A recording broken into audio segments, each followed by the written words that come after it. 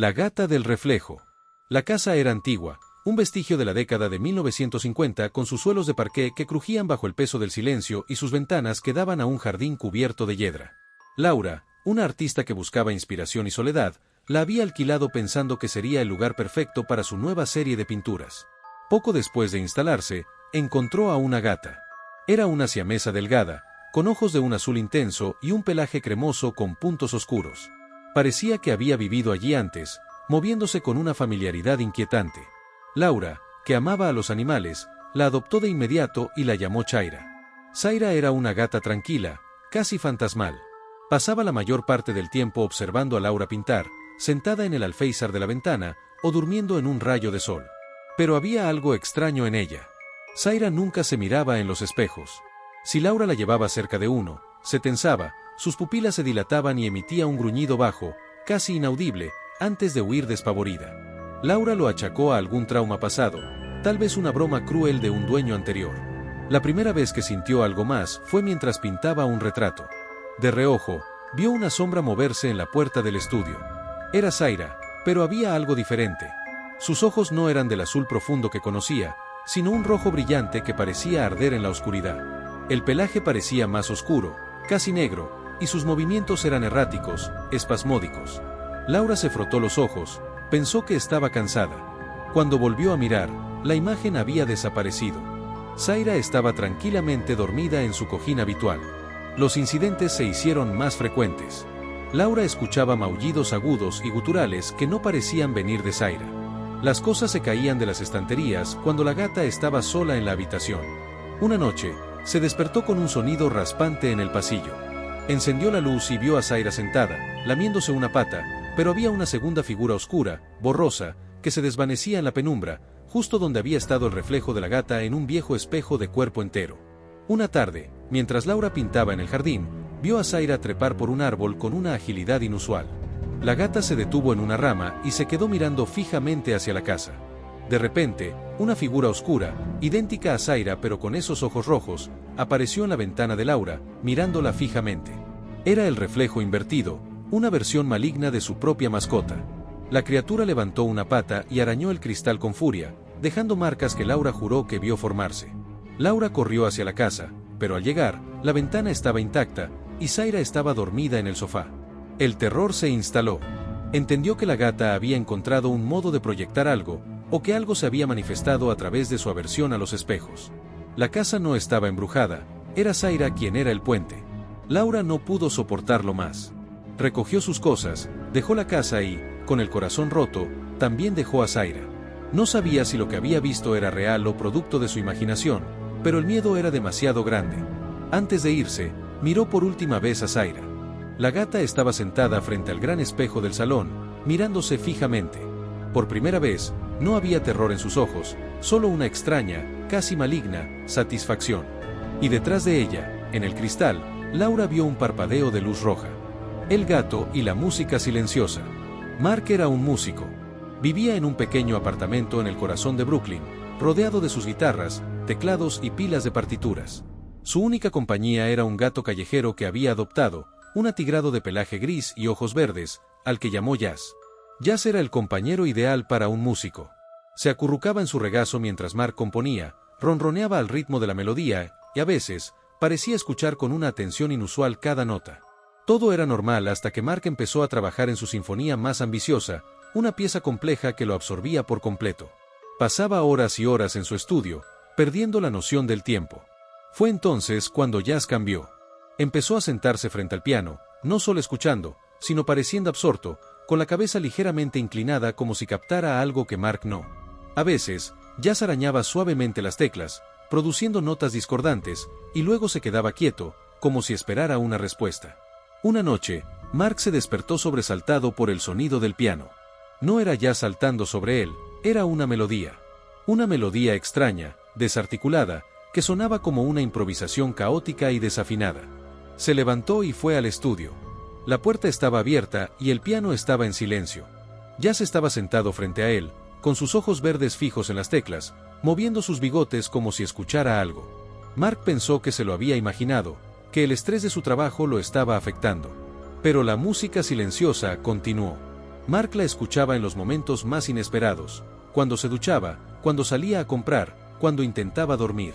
Era una melodía que existía solo para él, una cacofonía que lo seguía.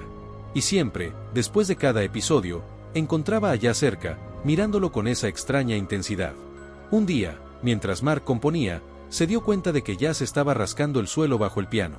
Preocupado de que pudiera dañar el instrumento, lo levantó.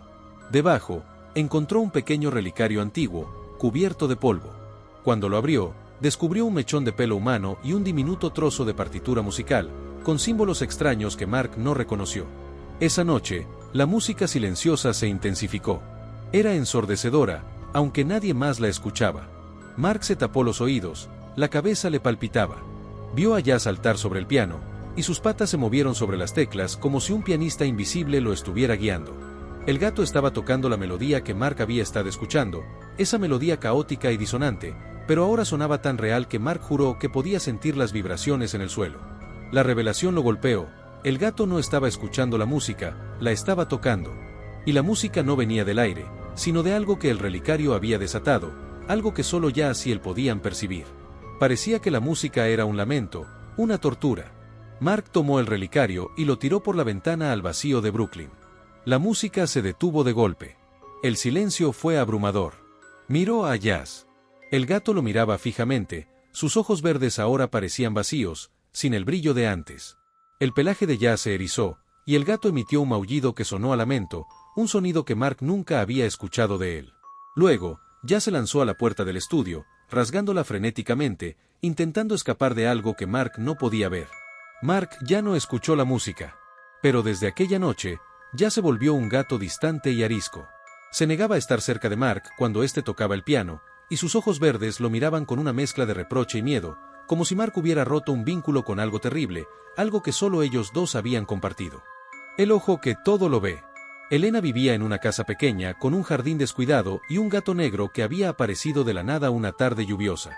Era un gato grande, silencioso, con un pelaje tan oscuro que absorbía la luz y unos ojos amarillos y brillantes que la seguían a todas partes. Lo llamó Sombra. Al principio, su presencia era reconfortante, pero pronto, Elena comenzó a sentirse observada constantemente. No era solo la vigilancia normal de un gato, era diferente. Sombra la miraba incluso cuando no estaba directamente frente a ella. Elena lo sentía.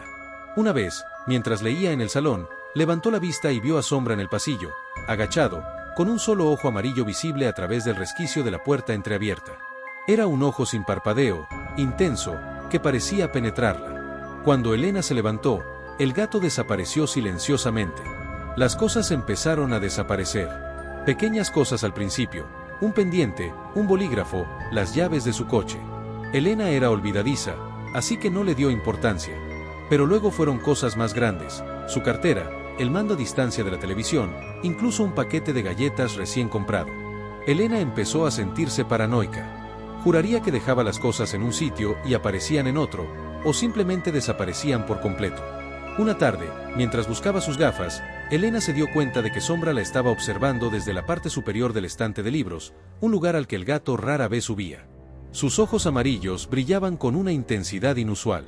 De repente, una de las gafas cayó de la estantería directamente a sus pies. Elena miró a Sombra. El gato la miró a ella, luego miró las gafas, y luego volvió a mirarla con una expresión que parecía de entendimiento, casi de desafío. El miedo real comenzó cuando Elena notó que la posición de los objetos en su casa era sutilmente diferente de como los había dejado. Una taza de café movida unos centímetros, una revista volteada, las cortinas ligeramente más abiertas. Era como si alguien, o algo, estuviera en su casa cuando ella no estaba. Y Sombra siempre parecía saberlo. Una noche, Elena estaba durmiendo cuando se despertó con un sonido. Era un suave tintineo. Abrió los ojos y vio a Sombra sentado en el pie de su cama, mirando fijamente la mesita de noche. Allí, sus viejos pendientes de plata, que había creído perdidos, colgaban de un hilo invisible, oscilando suavemente como un péndulo. Mientras los observaba, uno a uno, los pendientes se desprendieron del hilo y cayeron sobre la mesita de noche, haciendo un pequeño clink. Sombra inclinó la cabeza, y sus ojos amarillos brillaron en la oscuridad. Elena gritó. No era solo que Sombra encontrara las cosas, era que las movía, que era consciente de su ubicación y que podía interactuar con ellas de una manera que un gato no debería poder. El terror la paralizó. Comprendió que Sombra no era solo un gato, sino una especie de guardián, o un espía, una entidad que podía ver y manipular su entorno. Y esa entidad la estaba observando, siempre observando. Elena huyó de la casa al día siguiente, dejando a Sombra atrás. Se mudó a un apartamento pequeño en la ciudad, lejos de cualquier jardín donde un gato pudiera aparecer de la nada. Pero a veces, cuando se siente sola, Elena jura que ve un par de ojos amarillos brillantes en las sombras de su nuevo hogar, observándola, siempre observándola. Y a veces, cuando un objeto desaparece misteriosamente, o aparece en un lugar extraño, Elena se pregunta si Sombra la ha encontrado de nuevo, o si el ojo que todo lo ve ha encontrado un nuevo hogar. La huella en el techo. Leo era un diseñador gráfico que vivía en un último piso con un techo abuhardillado y una claraboya que le encantaba. Su gato, un persa blanco con un temperamento tranquilo llamado Nieve, solía tomar el sol en el pequeño balcón o dormir en el sofá. Nieve era un gato feliz, sin nada que indicara el horror que se avecinaba. Todo empezó con un sonido. Un rasguño débil, apenas perceptible, que parecía venir de las paredes o del techo. Leo lo atribuyó a los viejos conductos de ventilación del edificio. Pero el sonido se hizo más fuerte, más constante, como garras raspando sobre la madera, y siempre venía de la zona del techo abuhardillado. Nieve, que antes era indiferente a los ruidos, empezó a mostrar signos de agitación. Sus orejas se giraban hacia el techo, sus bigotes se crispaban y sus ojos azules miraban fijamente a un punto invisible. Una noche, mientras Leo leía, escuchó un golpe sordo en el techo, justo encima de su cabeza. Nieve, que estaba durmiendo a sus pies, se despertó de golpe, bufó y se escondió bajo el sofá, algo que nunca había hecho. Leo se asustó. Subió a una silla y tocó el techo. No había nada, pero al pasar la mano por la superficie, sintió una irregularidad. Era una pequeña marca, como una huella de pata, pero extrañamente grande, más grande que la pata de cualquier gato que hubiera visto. A la mañana siguiente, la huella era más clara. Y había otra. Y otra. Como si algo hubiera caminado sobre el techo, dejando marcas de garras incrustadas en la madera. Las huellas eran oscuras, casi negras, y estaban dispuestas en un patrón que sugería un movimiento deliberado, como si la criatura estuviera paseando justo encima de su cabeza. Nieve, por su parte, se negaba a entrar en la sala de estar. Pasaba sus días acurrucado en la habitación de Leo, temblando. Leo intentó contactar con el administrador del edificio, pero le dijeron que el techo era inaccesible desde el exterior y que no había ratas ni plagas. El pánico empezó a crecer. ¿Qué era lo que caminaba por su techo? Una noche de tormenta, los rasguños se volvieron frenéticos. Leo escuchó golpes, como si algo estuviera intentando abrirse paso. Miró a Nieve, que estaba acurrucado en un rincón, los ojos muy abiertos, temblando incontrolablemente. La claraboya estaba oscura, pero de repente, una sombra se movió al otro lado. No era la silueta de Nieve. Era una figura desgarbada, con extremidades largas y delgadas, y dos ojos brillantes que parecían reflejar la luz de los relámpagos. Era enorme, mucho más grande que cualquier gato, y sus garras parecían sobresalir de sus patas de una manera antinatural. La criatura arañó la claraboya con tal fuerza que Leo pensó que se rompería. Las huellas en el techo se intensificaron, como si lo que estaba arriba estuviera intentando entrar. Nieve maulló desesperadamente, un sonido de puro terror. Leo comprendió entonces que las huellas no eran solo marcas, sino un presagio, una advertencia. El gato había sabido todo el tiempo que algo andaba por ahí, esperando su momento. Leo no esperó a ver qué pasaría. Agarró a Nieve y salió corriendo de la casa, sin mirar atrás. Se mudó a un piso en la planta baja, lejos de cualquier techo, lejos de cualquier claraboya. Nieve, aunque todavía nervioso, poco a poco volvió a su antiguo yo. Pero a veces, cuando Leo está solo y el silencio se vuelve demasiado profundo, jura que escucha un tenue rasguño, un eco distante de la huella en el techo, y se pregunta qué tipo de criatura era esa, y si algún día encontrará un camino para entrar. El gato del cementerio vecino. Clara era una florista. Su pequeña tienda estaba justo al lado de un antiguo cementerio, un lugar tranquilo y sombrío con lápidas inclinadas y árboles centenarios. La tienda era su vida, y su única compañía era un gato atigrado de pelaje gris, de aspecto serio y algo melancólico, al que llamó Gris. Gris era un gato de hábitos. Cada atardecer, justo cuando Clara se preparaba para cerrar, Gris salía por la puerta trasera de la tienda y se dirigía directamente al cementerio. Volvía a la mañana siguiente, siempre antes de que Clara abriera, sin una pizca de barro en sus patas, como si el cementerio fuera su segundo hogar. Al principio, Clara no le dio importancia. Los gatos son criaturas nocturnas, y el cementerio era un lugar tranquilo. Pero un día, Una clienta, una anciana con ojos sabios, le preguntó, ¿siempre va su gato al cementerio por las noches? Clara asintió. La anciana sonrió con tristeza y dijo, los gatos son puentes, querida. Pueden caminar entre los mundos. Solo espero que el suyo no se quede demasiado tiempo al otro lado. Las palabras de la anciana resonaron en Clara. Empezó a observar a Gris con más atención. Notó que el gato había perdido peso, a pesar de comer bien. Sus ojos, antes brillantes, parecían más opacos, casi vidriosos. Y a veces, cuando Gris regresaba por la mañana, Clara juraba que sentía un escalofrío en el aire a su alrededor, un olor a tierra húmeda y a algo más, algo antiguo y frío. Una noche, la curiosidad de Clara fue más fuerte que su miedo. Después de que Gris saliera por la puerta trasera, ella lo siguió sigilosamente. El gato se movió entre las lápidas con una familiaridad inquietante, como si conociera cada tumba. Se detuvo en una tumba sin nombre, una simple losa de piedra cubierta de musgo. Allí, Gris se sentó y esperó. Clara se escondió detrás de un gran ángel de piedra y observó. De repente, una niebla fría comenzó a elevarse del suelo, densa y blanca. La silueta de Gris se hizo borrosa. Luego, vio algo. No era una forma humana, ni una forma animal. Era una especie de energía, un remolino etéreo que parecía interactuar con Gris. El gato parecía estar acariciando la niebla, o la niebla lo estaba acariciando a él. El aire se volvió pesado, opresivo. Clara sintió un terror helado. Se dio cuenta de que Gris no estaba simplemente visitando el cementerio, estaba interactuando con algo que residía allí. No eran fantasmas, al menos no en el sentido tradicional. Eran presencias, energías de los muertos que el gato, de alguna manera, podía percibir y, quizás, incluso consolar. O tal vez, se estaba alimentando de ellos. A partir de esa noche, el regreso de Gris se volvió más perturbador.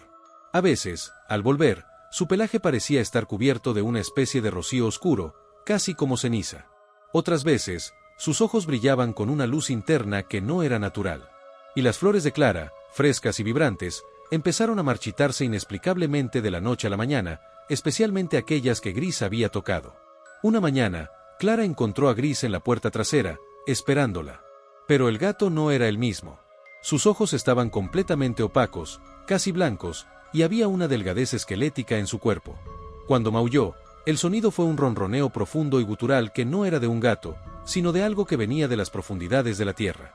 Había una sombra oscura bajo sus patas, como si la neblina del cementerio se hubiera adherido a él. Clara supo entonces que el gato había estado demasiado tiempo en el otro lado. Gris no era solo un puente, se había convertido en parte del lugar, o el lugar se había convertido en parte de él. Ya no era su gato, sino una extensión de lo que habitaba el cementerio. Clara se vio obligada a tomar una decisión desgarradora. Cerró la puerta trasera, impidiendo que Gris entrara a la tienda. El gato se quedó allí, maullando con un sonido inhumano, rascando la madera con desesperación. Clara no lo vio más. Se mudó su tienda y nunca más quiso vivir cerca de un cementerio. A veces, cuando un cliente le pide flores que se marchitan rápidamente, Clara se pregunta si el espíritu de Gris, el gato que se quedó en el cementerio, sigue vagando entre las lápidas, un eterno puente entre los vivos y los muertos.